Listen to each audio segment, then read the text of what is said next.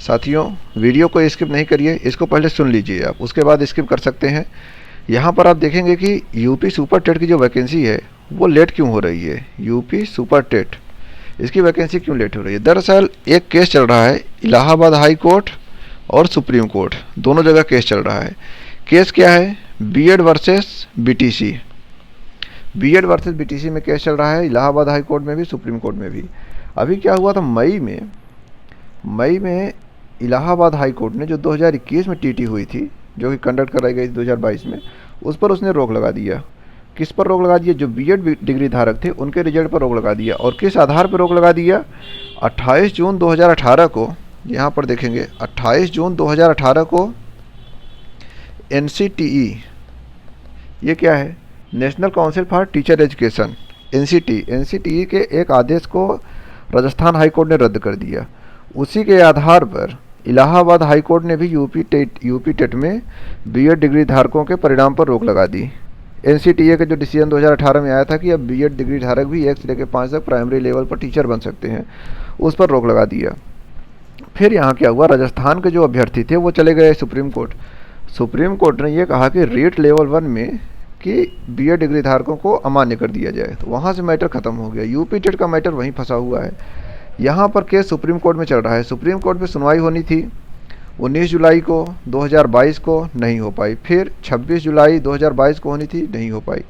अब final case लगा है 17 अगस्त 2022 को सुप्रीम कोर्ट में। तो जो यूपी सुपर टेट की वैकेंसी है वो इसी वजह से रुकी हुई है कि माननीय सुप्रीम कोर्ट का जो डिसीजन आएगा, अभी क्या है कि प्राइमरी लेवल पर सुपर टेट की भयंकर वैकेंसी आने वाली है, लेकिन वो वैकेंसी इसी वजह से रुकी हुई है कि अभी वैकेंसी आ जाएगी। तो अभी तो हाई कोर्ट का भी स्टे चल रहा है बीएड डिग्री धारकों पर, सुप्रीम कोर्ट में भी केस चल रहा है। अब अगर आ जाती है वैकेंसी, तो यहाँ पर ये चैलेंजिंग हो जाएगा कि बीएड वालों को अलाउ करें कि ना करें। अगर मान लीजिए यूपी गवर्नमेंट बीएड वालों को अलाउ नहीं करती है, सुप्रीम कोर्ट में यह डिसीजन पास हो जाता है कि भाई 1 से 5 तक बीएड वाले पढ़ा सकते हैं, तो फिर से पूरी नोटिफिकेशन ख़राब हो जाएगी, फिर से दोबारा एप्लीकेशन फॉर्म लेने पड़ेंगे और इसको एक्सटेंड करना पड़ेगा। इसलिए UP government wait and watch पे चल रही है। सुपर टेट की वैकेंसी इसी वजह से लेट हो रही है। अब मैटर यह है कि इसमें डिसीजन क्या हो सकता है, सुपर टेट की वैकेंसी कब आ सकती है। अगर ये 17 अगस्त को डिसीजन हो जाता है, अब ये अगस्त को, अभी डिसीजन तो जुलाई में ही हो जाता, 19 जुलाई और 26 जुलाई को डेट लगी, लेकिन जो इसमें जज थे वो लीव पे चले गए, फिर बेंच को चेंज किया गया, नई डेट दी गई, अब 17 अगस्त को डेट दी है, क्योंकि 15 अगस्त को हमारा स्वतंत्रता दिवस है। उसके बाद जब सुप्रीम कोर्ट खुलेगी 17 अगस्त, तो वहाँ पर डिसीजन होना है। अगर ये डिसीजन आ जाता है 17 अगस्त को, तो बहुत ज़्यादा उम्मीद है कि सितंबर में नोटिफिकेशन आ जाए सुपर टेट का, या फिर अक्टूबर में सुपर टेट का नोटिफिकेशन आ जाए, क्योंकि टेट का भी नोटिफिकेशन आने की संभावना है कि नवंबर से दिसंबर के बीच में टेट का भी नोटिफिकेशन आ सकता है। तो सुपर टेट का नोटिफिकेशन सितंबर में बहुत ज़्यादा पॉसिबिलिटी है, उसके बाद अक्टूबर में पॉसिबिलिटी है। अगर ये 17 अगस्त वाला मैटर क्लियर हो गया तब, क्योंकि यहाँ पर राजस्थान में भी मैटर टिका हुआ है और इलाहाबाद हाई कोर्ट में भी टिका हुआ है। इलाहाबाद हाई कोर्ट भी इस पर वेट एंड वॉच पर है कि सुप्रीम कोर्ट का जो डिसीजन है उसके आधार पर ये भी अपना डिसीजन लें, क्योंकि यहाँ कोई डिसीजन लेते हैं तो अंतिम मान्य तो सुप्रीम कोर्ट का ही डिसीजन होगा, तो इनका डिसीजन कैंसिल हो सकता है, उसकी संभावना रहेगी। तो यहाँ पर देखना है फ्रेंड कि जो बीएड डिग्री धारक हैं, बीएड डिग्री धारकों की भाग्य पर क्या फैसला होता है कि उनकी भाग्य चमक जाएगी कि उनकी भाग्य बिगड़ जाएगी, क्या उनके साथ होने वाला है। क्योंकि जो स्टूडेंट पास हुए हैं 17, 18 या फिर 19, 20, 21 की टीटी पास किए हैं, जो बीएड डिग्री धारक हैं, अगर वो फेल होते हैं, फेल क्या, वो तो जो पास हुए हैं पास ही हैं, अगर उनकी डिग्री अमान्य कर दी जाएगी तो उनके लिए डिजास्टर्स कंडीशन क्रिएट हो जाएगी, क्योंकि एक बार पास होने के बाद अगर अमान्य की जाती है तो बहुत बुरा होता है ये डिसीजन। अब सबसे बड़ी बात यह है कि जो एनसीटीई है जिसकी हम बात कर रहे हैं यहाँ पर, एनसीटीई, ये एनसीटीई क्या है जिसके डिसीजन को लोग मानने के लिए तैयार नहीं है कि एनसीटीई ने डिसीजन पास किया और उस पर कूद के तुरंत हाई कोर्ट ने, राजस्थान हाई कोर्ट ने, इलाहाबाद हाई कोर्ट ने, सब ने रोक लगा दी, सुप्रीम कोर्ट भी डिसीजन लेने के लिए तैयार हो गया। ये एनसीटीई दरअसल 1993 में एक एक्ट बना नेशनल टीचिंग के लिए, 1993 में एक एक्ट बना, फिर 1995 में इसको लागू कर दिया गया। इसका हेडक्वार्टर जो है वो न्यू दिल्ली में है और आईएएस रैंक का कोई जो अधिकारी होता है ये उसका चेयरमैन बनता है। न्यू दिल्ली में इसका हेडक्वार्टर है, ठीक से लिख देते हैं, न्यू दिल्ली में इसका हेडक्वार्टर है।